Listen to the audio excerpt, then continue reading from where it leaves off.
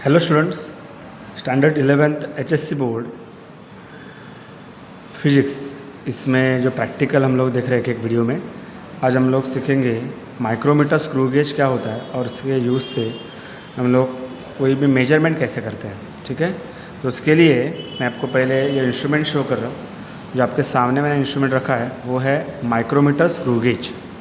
अब इस screw gauge के बाकी रीडिंग को स्टार्ट करने से पहले या कोई भी कैलकुलेशन स्टार्ट करने से पहले इस स्क्रू गेज के एक एक पार्ट्स के नाम हम लोग देखेंगे। जैसे आपके सामने अभी इमेज दिख रहा है। ओके, इमेज के साथ मैं आपको प्रैक्टिकली इसके जो पार्ट्स है उसके नाम बता रहा हूँ।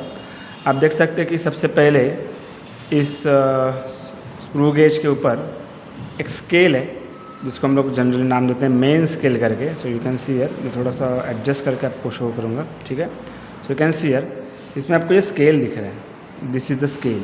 ये जो स्केल है, ये जो लाइनिंग है, इसको ही बोलना है main scale. This is the main scale. ठीक है, तो ये आपको डायग्राम में भी दिख रहा है। This one will be the main scale. Next, इसमें ये जो सिलेंड्रिकल पार्ट है, ये पार्ट, इसको बोलना है thimble. You can see here, इसको बोलना है थिम्बल। उसके ऊपर कुछ मार्किंग है। ये मार्किंग मतलब ये जो आपको मार्किंग दिख रही है क्लियर, इधर से अभी देखो, मैं क्लियर करके आपको शो करता हूँ। ये मार्किंग है सर्कुलर स्केल। इसमें आप देख सकते हो कि थोड़ा सा फोकस होने के बाद आपको प्रॉपरली दिखेगा। 1 minute. Okay, so we can see here, ये जो पार्ट है, ये स्केलिंग, आप देख सकते हो उसमें मार्किंग 0 से लेके 0, 10, 20 अप टू 99। मतलब फिर से एक बार इधर आप देख सकते हो कि ये इधर 90 रीडिंग आपको दिख रहा है, ये 90 है। और उसके फिर 91, 90 से 99, 0th मार्क मतलब 100। मतलब टोटल डिवीजन इस सर्कुलर स्केल पे कितना होगा? 100 होगा। ओके, सो मैंने आपको क्या क्या बताया। ये मेन स्केल है, this is the main scale, this is the thimble, this is the circular scale. Okay, next part देखो क्या क्या है। उसके बाद ये जो पार्ट है स्क्रू लाइक स्ट्रक्चर, जो ये पार्ट जिसमें आपको थ्रेड्स दिख रहे हैं स्क्रू जैसे, उस पार्ट का नाम है spindle. Okay, we can see here in the diagram also spindle. ये जो पार्ट है वो है स्पिंडल। ओके, नेक्स्ट जो पार्ट है, दिस पार्ट, ये पार्ट, इस पार्ट को नाम देते हैं U shape. That is U shape metal frame. It's just U shape metal frame. You can see in the diagram also U shape metal frame here. ठीक है, next part is ये जो small part है, आप देख सकते हो ये small part, this is this one, इसको नाम देना है एनविल। इधर सामने दिख रहा है डायग्राम में, this is the anvil which is use to project in the cylindrical metal piece, और we can place any object here. So this part is known as a anvil. Okay, इसको anvil बोलना है। Next is this part, this is known as a nut. Okay, and this black colour part, ये part जो आपको दिख रहा है, उसको नाम देना है ratchet. You can see ratchet नाम देना। ओके, तो ये एक एक उसके पार्ट के नाम है। अब इसका यूज़ क्या करेंगे हम लोग इस प्रैक्टिकल में, हम लोग क्या करने वाले हैं। ओके, तो आपको एक वायर, एक सिलेंड्रिकल ऑब्जेक्ट दिया जाएगा। This is a very thin cylindrical object. Okay, जिसको हम लोग जनरली वायर करके भी बोल सकते हैं। एंड एक मेटल प्लेट है, ग्लास प्लेट या मेटल प्लेट आपको दिया जा सकता है। ठीक है, this is a very thin metal plate, और glass plate also will be given. ठीक है, तो अभी हम लोग क्या करेंगे, इस वायर का जो क्रॉस सेक्शन पार्ट है, ये पार्ट, क्रॉस सेक्शन मतलब सामने वाला, दिस पार्ट, इस पार्ट का एरिया फाइंड करने वाले हैं। ठीक है, तो बट ऑब्वियसली ये जो पार्ट है वो सर्कुलर पार्ट है, इसलिए उसके एरिया का फॉर्मूला जो है वो सर्कल के एरिया के फॉर्मूला इतना ही आएगा, that is pi r square. And दूसरा पार्ट इसमें से फाइंड करना है वो है इसका थिकनेस। जस्ट इसका जो थिकनेस है, ये पार्ट, दिस पार्ट, ये जो थिकनेस है वो थिकनेस कितना है वो हम लोग को फाइंड करना है using the micrometer screw gauge. अभी आपके सामने एक मन में क्वेश्चन आना चाहिए, sir vernier calipers and micrometer screw gauge दोनों भी हम लोग लेंथ मेजरमेंट के लिए यूज़ करेंगे, तो दोनों में बेसिक डिफरेंस क्या है।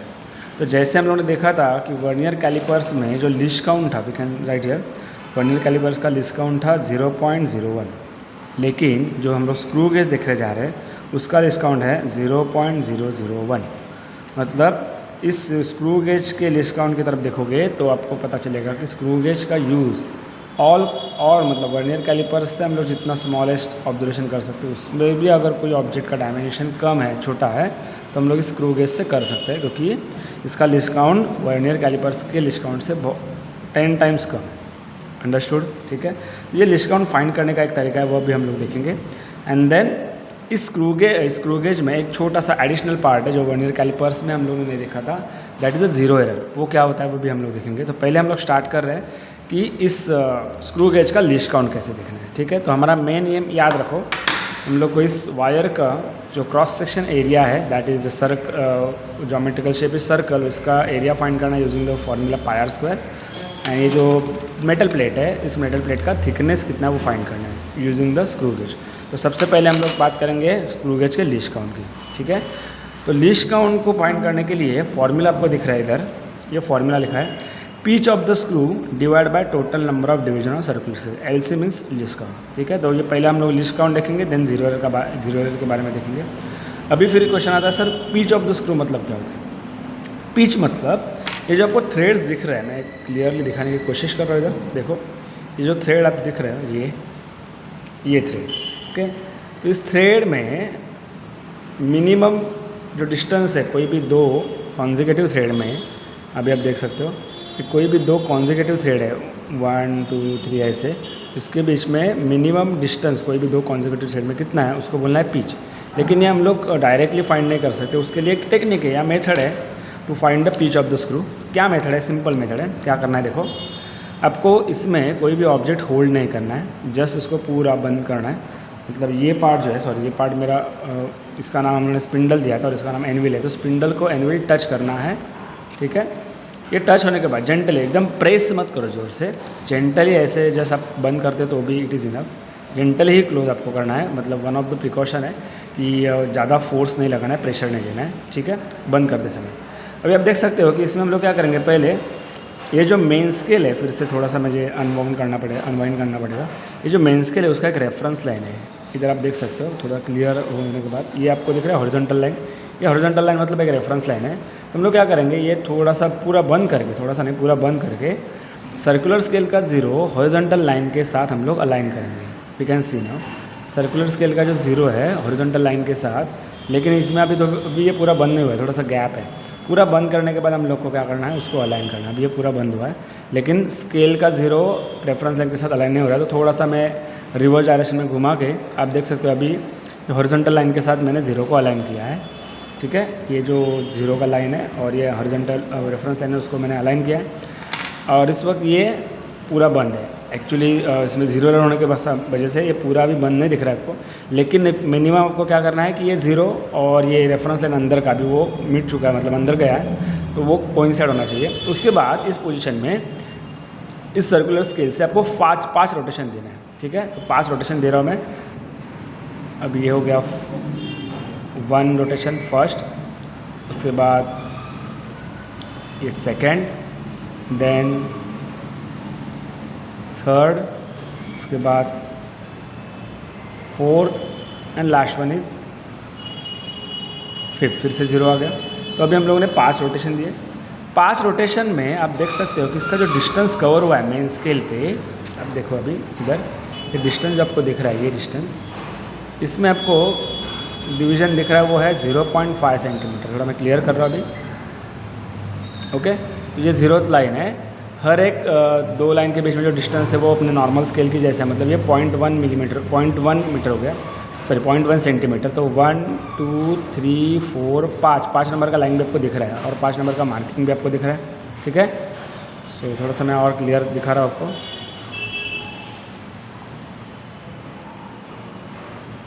ओके, एक मिनट।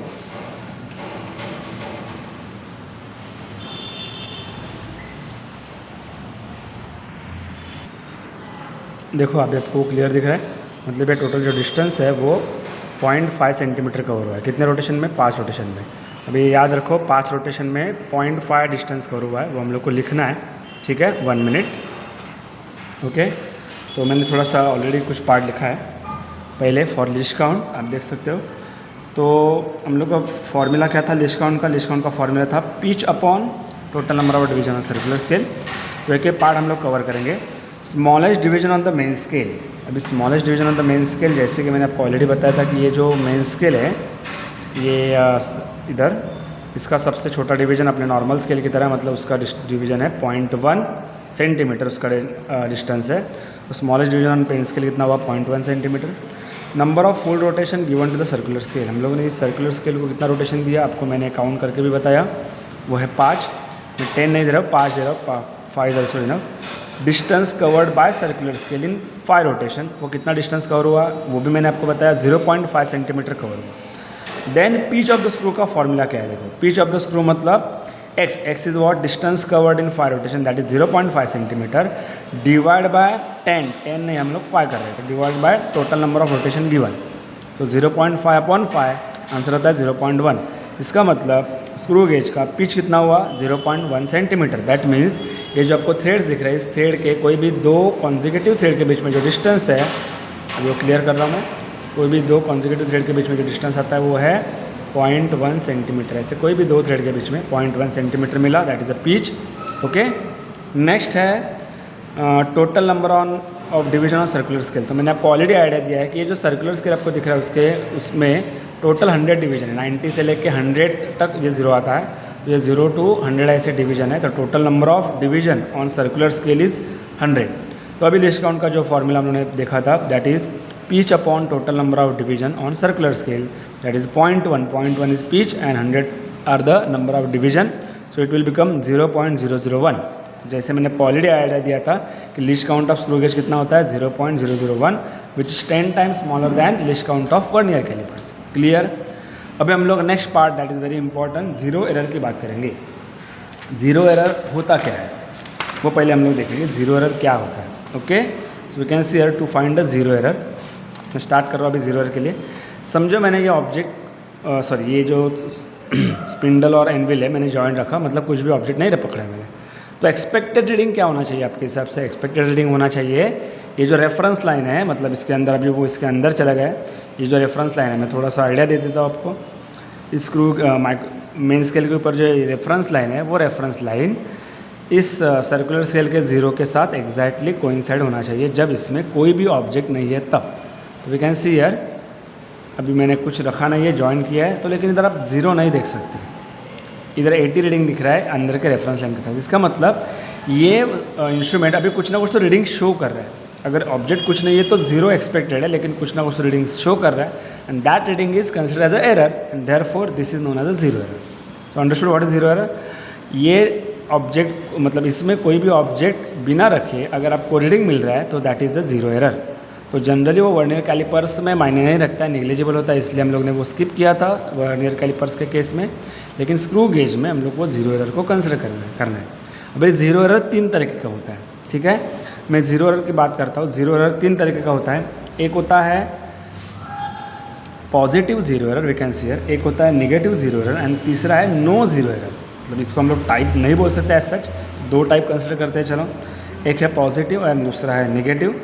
नो जीरो एरर का भी एक केस है, ठीक है। नो जीरो एरर मतलब क्या? जब हम लोग का ये पूरा जो स्पिंडल और एनविल टच है जेंटली एंड इसमें फिर ये इसमें नहीं आपको दिख रहा है, लेकिन मैं आपको आइडिया दे रहा हूँ, मेरे पास एक ऑप्शन है, मतलब एक जस्ट स्टैंडर्ड है। अभी आप देख सकते हो इस केस में दूसरा जो स्क्रू गेज मैंने लिया है वो एग्जांपल शो करने के लिए, इस केस में आपको सर्कुलर स्केल का 0, ये सर्कुलर स्केल का 0 we can see, and reference line of main scale दोनों भी कोइंसाइड है और ये बंद है, ये बंद है और ये 0 और ये 0 कोइंसाइड है। मतलब ये केस है जिसमें मेन स्केल का 0 reference line and circular scale का 0 कोइंसाइड है। तो ऐसे केस में स्क्रू गेज में कोई भी एरर नहीं है, जीरो एरर नहीं है, तो उसको हम लोग नाम देते हैं नो जीरो एरर। इसके पहले जो मैंने आपको बताया था स्क्रू गेज, इस केस में आप देख सकते हो कि आपका जो 0 है, मतलब सर्कुलर स्केल का जो 0, ये 0 ऐसे ऊपर जा रहा है, देखो ये बंद होने के बाद। इसका मतलब इस टाइप के जीरो एरर को नाम देना है नेगेटिव जीरो एरर। मतलब रेफरेंस लाइन से, ये रेफरेंस अंदर का रेफरेंस लाइन है, आप थोड़ा सा विजुलाइज करो, अंदर के रेफरेंस लाइन से हॉरिजॉन्टल अगर 0 ऊपर आ रहा है तो ये negative zero error. And second case है जब ये पूरा बंद हो करते हैं हम लोग, और इसमें ये जो अंदर का रेफरेंस लाइन है आपको बाद में देखना पड़ेगा। ये रेफरेंस लाइन ओपन करता हूँ, फिर से एक बार मैं शो करता हूँ। ये जो हॉरिजॉन्टल लाइन होता है उसको रेफरेंस लाइन बोलना है,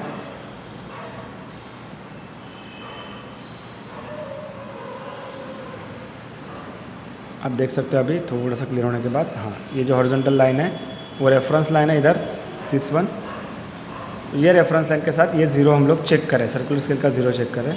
ये बंद होने के बाद इस केस में आपको 0 जो है वो नीचे की तरफ दिख रहा है। We can see now, 1 minute, okay.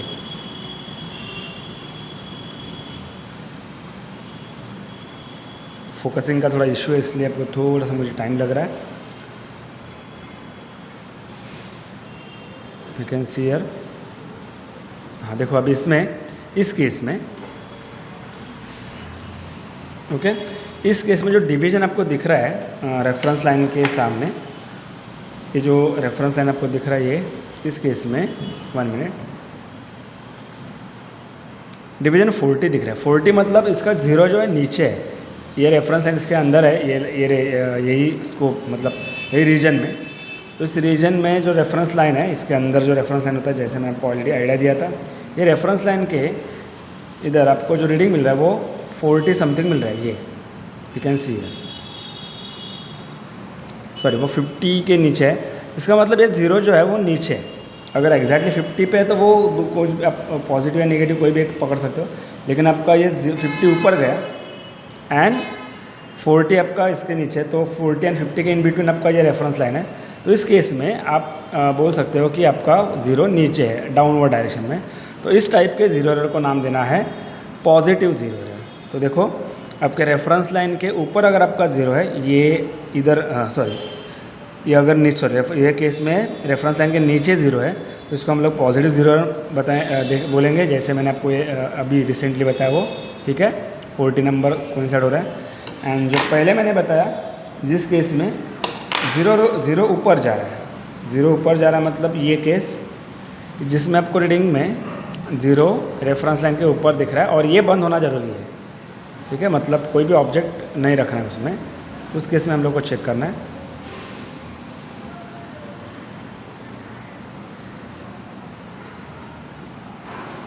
Okay तो इसमें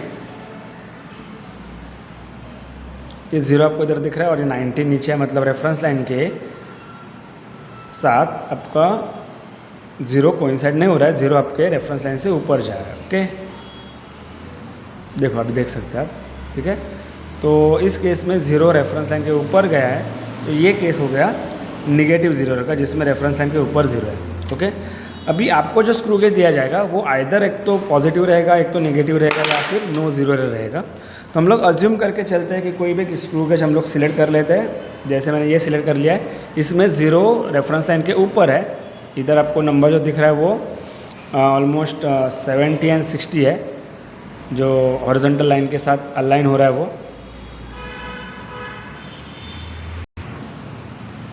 ओके सो इसमें आपको देख सकते हैं कि हॉरिजॉन्टल लाइन के साथ जो अलाइन हुआ है वो 80 नंबर दिख रहा है। इसका मतलब 0 आपको ऊपर है, तो ये कौन सा टाइप हो गया, निगेटिव 0 एरर का टाइप हो गया। तो इसमें आगे कैलकुलेशन कैसे, मतलब ये 0 एरर कौन सा है वो टाइप पहचाना, अभी 0 एरर कितना है वो कैलकुलेट करना है। उसके लिए आपको हैंडबुक में कुछ पॉइंट्स बताए गए। देखो 0 एरर आइदर पॉजिटिव और नेगेटिव बोला है, तो हम लोग अभी जो देख रहे हैं वो है नेगेटिव 0 एरर का पार्ट, तो हम लोग इसको अंडरलाइन करेंगे, ठीक है। कोइंसाइडिंग डिवीजन मतलब 0 एरर के लिए जो रेफरेंस लाइन के साथ कोइंसाइड हो रहा है डिवीजन, वो डिवीजन का नंबर आपको लिखना है। We can see here. Okay तो इसमें मैं आपको बता रहा हूँ, आपको क्लियरली बता रहा हूँ कि इसमें जो 0 है इसमें वो ऑलमोस्ट 69 या 68 के साथ कोइंसाइड हो रहा है। आपको प्रैक्टिकली जब करेंगे तब समझेगा। तो ये जो अंदर का रेफरेंस लाइन है हॉरिजॉन्टल लाइन, ये हॉरिजॉन्टल लाइन दिस वन, ये हॉरिजॉन्टल लाइन,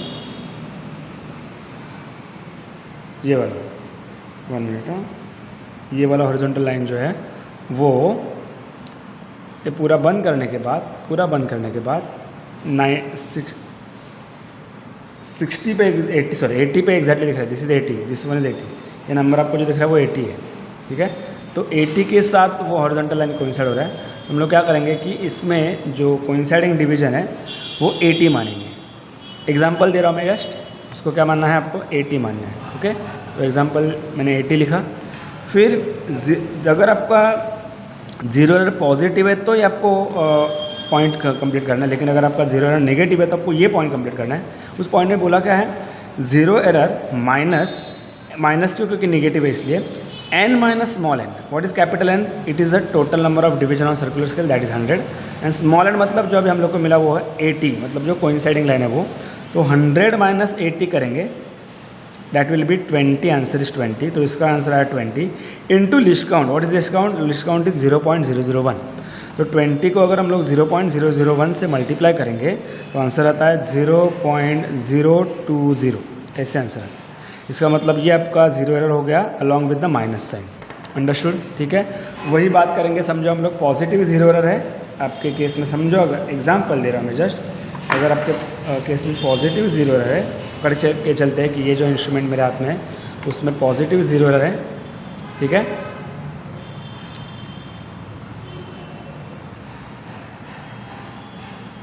ओके, तो कोइंसाइडिंग लाइन में आपको इधर तो क्लियर नहीं दिख रहा, मैं आपको जस्ट चेक करके बता रहा हूँ कितने नंबर का कोइंसाइडिंग लाइन है। उस नंबर के साथ हम लोग आगे कैलकुलेशन कंटिन्यू करेंगे। इसमें अराउंड 48 नंबर जो लाइन है, 48 नंबर लाइन, मतलब ये 50 और इसके नीचे 2 लाइन आप बाद में देख सकते हो जब प्रैक्टिकली करेंगे तब। ये लाइन अंदर के लाइन के साथ कोइंसाइड हो रहा है, मैंने जस्ट चेक किया। तो इसमें हम लोग लिखेंगे अगर आपका ये निगेटिव नहीं है तब ये नहीं रहेगा उस वक्त, ठीक है। तो उस केस में हम लोग ये कंसिडर नहीं करेंगे, आइदर 7 और 8 नंबर का पॉइंट फिलअप करना है, दोनों भी नहीं है एट ए टाइम। तो अगर आपका पॉजिटिव जीरो एरर है, ये 80 नहीं आएगा, इधर आएगा 48, लेकिन आइदर 8 और 9 नंबर का पॉइंट आपको कंप्लीट करना है। अगर आपका पॉजिटिव जीरो एरर है तो हम लोग ये लिखेंगे, अभी के केस में 48 है मतलब जीरो आपका नीचे है तो वो पॉजिटिव जीरो एरर, तो इस केस में हम लोग ये कंसिडर नहीं करेंगे। ओके, जो मैंने पहले आपको एक्सप्लेन किया था वो कंसिडर नहीं होगा जब आपका पॉजिटिव जीरो एरर होगा। तो उसमें जो भी नंबर आपको दिख रहा है n, उसको डायरेक्टली लिस्ट काउंट से मल्टीप्लाई करना है। अभी n कितना है मेरे केस में 48 है, सेकंड केस की बात कर रहा हूँ, तो मैं 48 इंटू लिस्ट काउंट करता हूँ तो आंसर मिलता है 0.048 और इसमें पॉजिटिव साइन आएगा। तो आपको आइदर ये मिलेगा screw gauge positive zero error का या फिर निगेटिव जीरो एरर का। तो नेगेटिव जीरो एरर में आपको जब जो रीडिंग कोइंसाइडिंग लाइन है उसको 100 से माइनस करके लिस्ट काउंट से मल्टीप्लाई करना है, एंड पॉजिटिव जीरो एरर में जो भी आपका कोइंसाइडिंग लाइन है उसको डायरेक्टली लिस्ट काउंट से मल्टीप्लाई करके ये जीरो एरर कैलकुलेट करना है। तो हम लोग क्या करते हैं, इसके साथ आगे कंटिन्यू करते हैं, मतलब माइनस जीरो एरर है ऐसे एज्यूम करके आगे बढ़ते हैं। ओके, जो खाली मैंने अभी 0.020 जिस जीरो एरर के साथ हम लोग आगे कंटिन्यू कर रहे हैं वो रखा है, ठीक है। अभी हम लोग एक्चुअली देखते हैं कि रीडिंग कैसे लेना है। Okay, now we will start how to take the reading for screw gauge. तो मैंने ये माइक्रोमीटर स्क्रू गेज हाथ में पकड़ा है, जिसमें हम लोग को जीरो एरर मिला था 0.0820, जो मैंने आपको इधर लिख के बताया। अभी इसमें रीडिंग लेने के लिए आपको ये जो वायर दिया जाएगा वो वायर को होल्ड कैसे करना है। देखो ये वायर है जिसको मैंने आपको बोला था कि इसको वायर हम लोग मानेंगे। ओके, ठीक है। अब इसको मैं जस्ट होल्ड करता हूँ। होल्ड करने के लिए इसको ऐसे एनविल एंड स्पिंडल के बीच में होल्ड करना है आपको। वी कैन सी हियर, देखो अब देख सकते हैं एनविल एंड स्पिंडल के बीच में मैंने इसको होल्ड किया है। टाइट मत करो ज़्यादा। ओके, अब इस केस में रीडिंग लेने के लिए 2 पार्ट हम लोग को नोट डाउन करना है। जैसे वर्नियर कैलिपर्स में मैंने बताया था MSR एंड VSD आपको पहले नोट डाउन करना है, बाकी सब कैलकुलेशन का पार्ट है। तो हम लोग इस केस में MSR एंड CSD के लिखेंगे। VSD क्योंकि उधर वर्नियर स्केल था, CSD इधर क्यों, क्योंकि इसमें सर्कुलर स्केल है इस थिम्बल पे। ओके, तो पहली बात करेंगे MSR कैसे नोट डाउन करना है। मैंने ऑब्जेक्ट को होल्ड किया है, कोई भी पोजीशन पे आप रख सकते हो। ऑब्जेक्ट को होल्ड करने के बाद इसमें जो रीडिंग है वो नोट डाउन कैसे करना है। देखो मेन स्केल का जो रीडिंग है आपको मेन स्केल से ही ऑब्टेन करना है।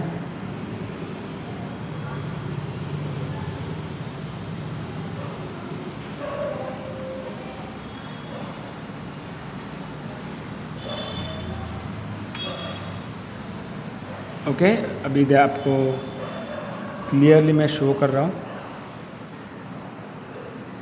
देखो इधर ये जो रेफरेंस लाइन है मेन स्केल का, इसमें 1 मिनट। ओके, इसमें आप काउंट करो कि ये जो सर्कुलर स्केल है, ये सर्कुलर स्केल, इसके पहले कितने डिवीजन आपको दिख रहा है, कितना डिस्टेंस आपको दिख रहा है। तो मैं काउंट करके बता रहा हूँ, 0 को कंसिडर नहीं करना है, 1 2 3 4, मतलब 4 नंबर की लाइन में देख सकता हूँ। इधर इस केस में 4 नंबर की लाइन हम लोग देख सकते हैं। तो 5th नंबर की लाइन इस सर्कुलर स्केल के अंदर गई है, तो 4 नंबर की लाइन जो है 0 को छोड़ के 1 2 3 4, तो ये 4 नंबर लिख रहा है, मतलब 0.4 डिस्टेंस है। तो MSR आपका आ गया इस केस में 0.4। कितना आएगा ये MSR? 0.4 आएगा। ओके, उसी पोजीशन पे आपको सर्कुलर स्केल डिवीजन भी लिखना है। सर्कुलर स्केल डिवीजन लिखना क्वाइट ईजी है इस केस में, मतलब इस पोजीशन में ये रेफरेंस लाइन कौन से लाइन के साथ कोइंसाइड हो रहा है। अभी आप प्रॉपरली देखोगे तो इसमें 59 नंबर का लाइन अभी मैं आपको शो कर रहा हूँ, मैंने पहले चेक किया, अभी मैं आपको शो कर रहा हूँ। 59 नंबर का लाइन जो है वो एग्जैक्टली कोइंसाइड होते हुए मुझे दिख रहा है।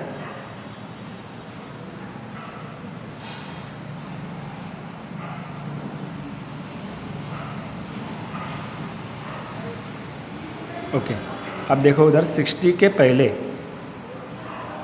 देखो आपको जो दिख रहा है नंबर 2 सर्कुलर स्केल पे, एक है 60 और एक है 50।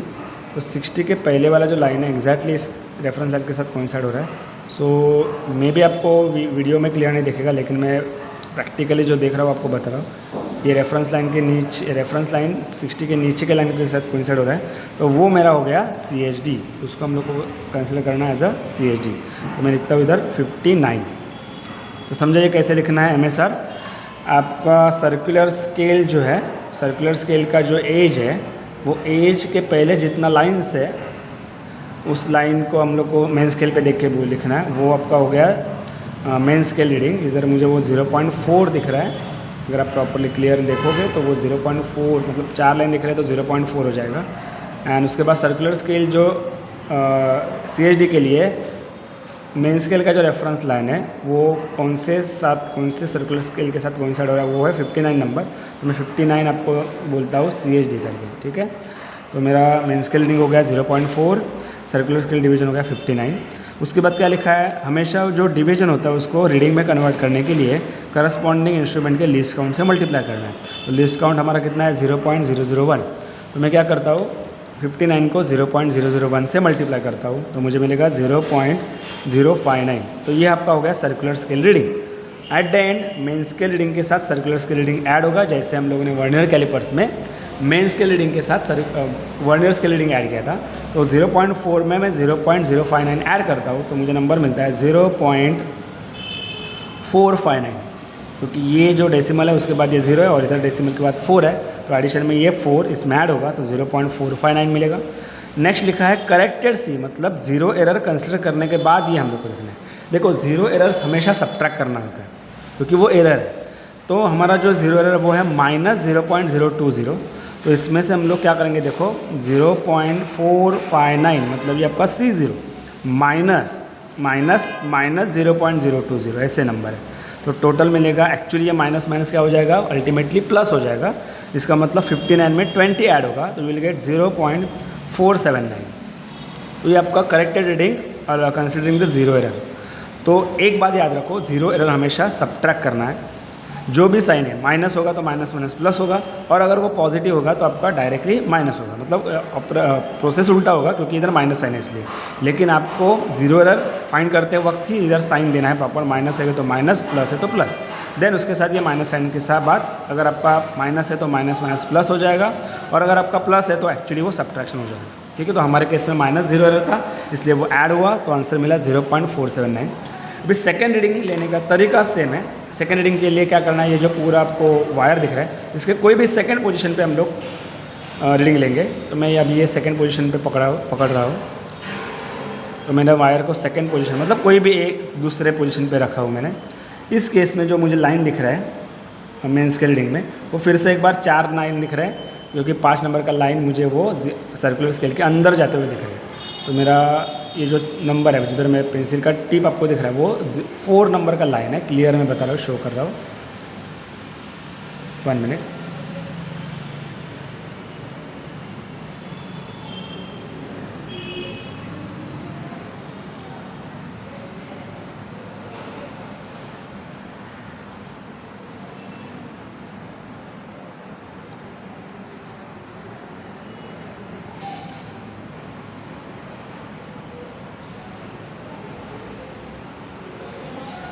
अभी देखो इधर आपको 4 नंबर का लाइन दिख रहा है, ये 5 नंबर का लाइन इसके अंदर है। तो 0 को छोड़ो, 1 2 3 4, तो आपका फिर से एक बार आया 0.4। तो अभी आपको एक क्वेश्चन आना चाहिए कि सर हमेशा सेम आएगा क्या MSR का रीडिंग। देखो MSR एक रफ रीडिंग है, वो ऑलमोस्ट मतलब 99% वो सेम ही रहेगा। रेयर केस में वो थोड़ा सा 0.1 से कम या ज़्यादा मिलेगा, ठीक है। लेकिन जो डिफरेंस होता है वो सर्कुलर स्केल डिवीजन में होता है। तो 0.4 मुझे फिर से एक बार मिला, उसी पोजीशन पे आपको सर्कुलर स्केल फाइंड करना है। तो इस केस में मैं चेक करके आपको बता रहा हूँ, मुझे वो 56 नंबर के लाइन पे दिख रहा है, मतलब जो में रेफरेंस लाइन है मेन स्केल का, वो सर्कुलर स्केल पे 56 नंबर पे, 56 मतलब 55 के बाद जो एक लाइन है वो इसके साथ कोइंसाइड होते हुए दिख रहा है मुझे। देखो ये 50 है, ये 60 है, ये 55 है और इसके ऊपर एक लाइन है 56, उसके साथ ये reference line horizontal line coincide हो रहा है, तो इसलिए मेरा सर्कुलर स्केल डिवीजन आएगा 56। देखो उसमें आपको थोड़ा सा वेरिएशन मिल सकता है, 56 मिला, उसके बाद इसको लीस्ट काउंट से मल्टीप्लाई करेंगे 0.056 मिला, देन टोटल रीडिंग हो जाएगा आपका 0.4 के साथ ये ऐड होगा तो 0.456 एंड अल्टीमेटली 0.020 इसमें ऐड करना है। एक्चुअली वो 0 एरर सब्ट्रैक्ट करना होता है, लेकिन मैंने आपको आइडिया दिया कि माइनस होने की वजह से वो ऐड होगा प्रैक्टिकली, तो उसका आंसर मिलेगा 0.476। ओके, ऐसे आपको और एक पोजीशन पे रीडिंग लेना है, ठीक है। मैंने और एक रीडिंग लेके आपको इधर शो किया है 0.4 थर्ड रीडिंग के लिए, कोइंसाइडिंग लाइन मिला 63 एंड देन डिस्काउंट से मल्टीप्लाई करने के बाद 0.063 and 0.463 total reading and final reading में आपको इसमें 83 मिलेगा, मतलब 0.020 इसमें प्रैक्टिकली ऐड होगा 0 एरर, तो वो 0.483 मिला। तो ये आपके 3 रीडिंग हो गए डायमीटर के, 0.479, 0.476, 0.483। तो ये आपके क्रॉस सेक्शनल वायर का जो क्रॉस सेक्शन उसके डायमीटर के 3 रीडिंग, इन तीनों का आपको मीन फाइंड करना है। मीन फाइंड करने के लिए हैंडबुक के पीछे आपको पेज पे वो पार्ट प्रोवाइड किया गया है, we can see here D1 + D2 + D3 for mean diameter of the 1 minute, it should be mean diameter of the wire. इधर आपको वायर लिखना पड़ेगा, this is wire, we are finding the area of wire, ठीक है। तो कितने reading थे उसमें? 3 रीडिंग थे, मैं इधर लिख रहा हूँ अभी। 3 रीडिंग में पहला था 0.479, so I am writing here 0.479 plus second मिला था 0.476, we can see here 0.476 and 0.483, तो 0.473 प्लस 0.483, 476 था, sorry, so it should be 0.476। Okay okay okay, तो मीन निकालने के बाद मतलब तीनों को ऐड किया, एडिशन इतना आया, डिवाइड बाय 3 करने के बाद आंसर मिलता है 0.479। उसके आगे भी कुछ नंबर है, लेकिन जैसे लिस्ट काउंट अगर आपका डेसिमल के बाद 3 डिजिट है तो आपका कैलकुलेशन भी डेसिमल के बाद 3 डिजिट तक ही रखना है। उसके आगे का अगर नंबर रहेगा तो उसको राउंड अप करना है या फिर स्किप करना है, ठीक है। तो ये आपका डायमीटर मिल गया। एरिया का फॉर्मूला है पाई स्क्वायर, तो इसमें आर अगर आपको चाहिए तो हम लोग इस डायमीटर को रेडियस में कन्वर्ट करेंगे। उसके लिए मैं 0.479 डिवाइड बाय 2 करता हूँ, तो 200, 2 2 ज़ा 4 एंड 2 3 ज़ा 6, 1 रिमाइंडर 19 हो गया, 2 9 ज़ा 18, तो ये आपका रेडियस मिल गया 0.239। यही रेडियस का इधर वैल्यू यूज़ करेंगे एंड देन उसके साथ ये एरिया फाइंड करेंगे। ओके, तो मैं इधर लिख रहा हूँ log ऑफ पाई मतलब log ऑफ 3.142। देखो लॉग का मतलब प्रेजेंटेशन में आपको ऑलरेडी वर्नियर कैलिपर्स में आइडिया दिया था। फॉर्मूला ये है पाई आर स्क्वायर, तो उसमें पाई एक टर्म है और एक आर दूसरा टर्म है। तो लॉग में पहले log ऑफ पाई लिखता हूँ, फिर इन दोनों में मल्टीप्लिकेशन होने की वजह से उधर प्लस साइन आएगा। आर स्क्वायर है मतलब ये जो 2 जो उसका इंडेसेस है मतलब पावर है वो आगे आ जाएगा। उसके बाद log ऑफ आर लिखेंगे, देन एक्चुअली पाई का वैल्यू पुट करेंगे नेक्स्ट स्टेप में, और पहले से एंटी लॉग वर्ड आपको बाहर लिखना है। log ऑफ पाई का वैल्यू है 3.142 प्लस इधर प्लस है 2 इंटू इधर आएगा log ऑफ, अभी आर जो मिला है वो है 0.239, तो मैं लिखता हूँ इधर 0.239। अंडरस्टूड दिस मच, ठीक है। अभी log ऑफ 3.142 कैसे निकालना है मैं आपको शो करता हूँ। डेसिमल के पहले 3 है मतलब सिंगल डिजिट है, तो उसका कैरेक्टरिस्टिक्स आएगा 0। देन 31 में 4 एंड 2 का मीन डिफरेंस आपको दिखना है। तो देखो मैंने लॉगरिथम का पेज ओपन किया है। 31 में 4 मतलब ये आएगा नंबर 4969 एंड उसी रो में मीन डिफरेंस के कॉलम मीन डिफरेंस के सेक्शन में 2 के कॉलम में इसके सामने जो नंबर है वो 3 है, तो इसमें मैं 3 अगर ऐड कर देता हूँ तो वो हो जाएगा 4972। तो 3.142 के लिए 90 सा पार्ट आ गया 4972, तो ये आपका पूरा लॉग हो गया। log of 3.142 is 0.4972 plus 2 into इसका लॉग आपको पहले निकालना पड़ेगा 0.239 का।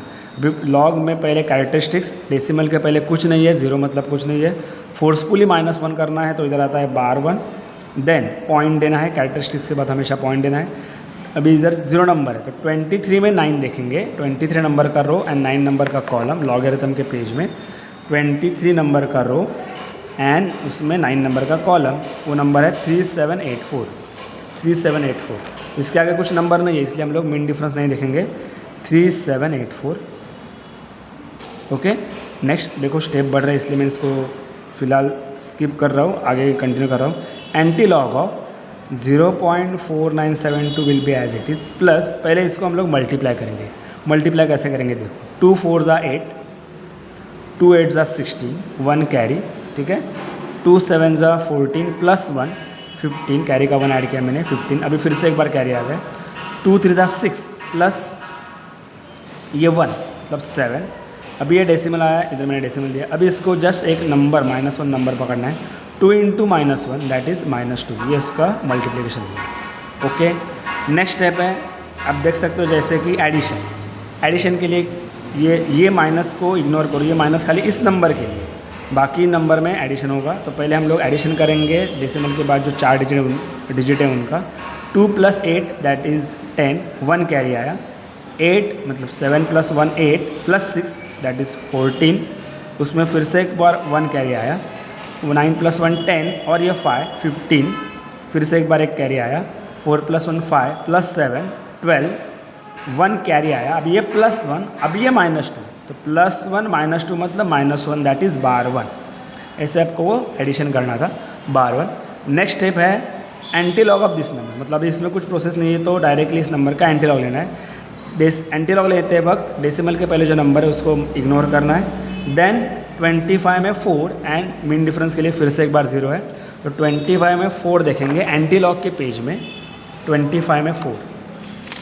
तो अगर मैं एंटी लॉग के पेज में देखता हूँ 0.25, 25 में 4, इधर आप देख सकते हो 25 नंबर के रो में 4 नंबर का कॉलम आ रहा है 1795, तो मैं इधर लिखूँगा 1795 आया, ठीक है, ये आपका एंटी लॉग मिला। लेकिन एंटी लॉग मिलने के बाद डेसिमल किधर देना होता है, हमेशा एक डिजिट छोड़ के डेसिमल देना, स्टैंडर्ड रो, इनटू इसको जो मैंने इग्नोर किया था इनटू 10 का पावर ये नंबर करना है। अभी बार 1 था लेकिन हम लोग लॉग एंटी लॉग के सिस्टम से बाहर आ गए अभी एंटी लॉग लेने के बाद, ये बार 1 को हम लोग लिखेंगे पावर -1, ठीक है। एंड देन अगर -1 इसमें एडजस्ट करना है तो हम लोग लिख सकते हैं 0 पॉइंट, डेसिमल लेफ्ट में शिफ्ट होगा अगर -1 से मल्टीप्लाई करते, 10⁻⁻1 से मल्टीप्लाई करते तब तो 0.1795। ओके, अभी ये पूरा आंसर आ गया। Area of cross section of the wire, area है इसलिए उसका यूनिट आएगा सेंटीमीटर²। तो देखो क्या क्या फिलअप करना है। डायमीटर जो मिला था मीन वो था 0.479, तो आपके रिजल्ट में जो पूछा है वो मैं लिख रहा हूँ 0.479, ठीक है। मीन थिकनेस हम लोग को भी फाइंड करना बाकी है। Area of the cross section of the wire, जो एरिया मिला है वो मैं लिख रहा हूँ 0.1795। And thickness of the plate find करने की अभी मैं स्टेप बता रहा हूँ, सिंपल है। देखो थिकनेस फाइंड करने के लिए जो वायर का डायमीटर फाइंड करना था वैसे स्टेप है, मैं जस्ट आपको एक्सप्लेन कर रहा हूँ। अभी ये मेरे हाथ में प्लेट मैंने लिया है, ओके, जस्ट मैं आइडिया दे रहा हूँ, बाकी आप कंप्लीट कर सकते हो। फिर से एक बार इस स्क्रू गेज के एनविल एंड स्पिंडल में इस प्लेट को मैं ऐसे होल्ड करता हूँ, जेंटली टाइट करना है, ज़्यादा प्रेस मत करो। नेक्स्ट वन MSR की बात आती है। MSR इधर अगर मैं फोकस करके देखता हूँ तो MSR के लिए आपको क्या करना है कि मेन स्केल में कितने आपको लाइन सर्कुलर स्केल के पहले दिख रहे हैं। हार्डली मुझे 2 लाइन दिख रहा है इधर, ये 0 1 2, तो आपका मेन स्केल रीडिंग आ गया 0.2, so we can write there 0.2। देखो ये ग्लास प्लेट हो या मेटल प्लेट मीनिंग सेम है, इधर मैं मेटल करता हूँ क्योंकि हम लोग एक्चुअली मेटल प्लेट यूज़ कर रहे हैं, तो मैं MSR मिला 0.2। लेकिन उसी केस में मतलब ऑब्जेक्ट को निकालना नहीं है, MSR एंड CHD नोट किए बिना अभी उसी पोजीशन में CHD नोट डाउन करने के लिए ये जो रेफरेंस स्केल है, ये जो रेफरेंस लाइन है, उस लाइन के साथ मेरा जो नंबर कोइंसाइड हो रहा है, अगर आप देख सकते हो ये 30 है, 31 मिनट में चेक करके 35 पे एग्जैक्ट लाइन है वो। अगर आप प्रॉपरली देख सकते हो तो कोशिश तो कर रहा हूँ क्लियर जितना हो सके उतना क्लियर आपको शो करने की।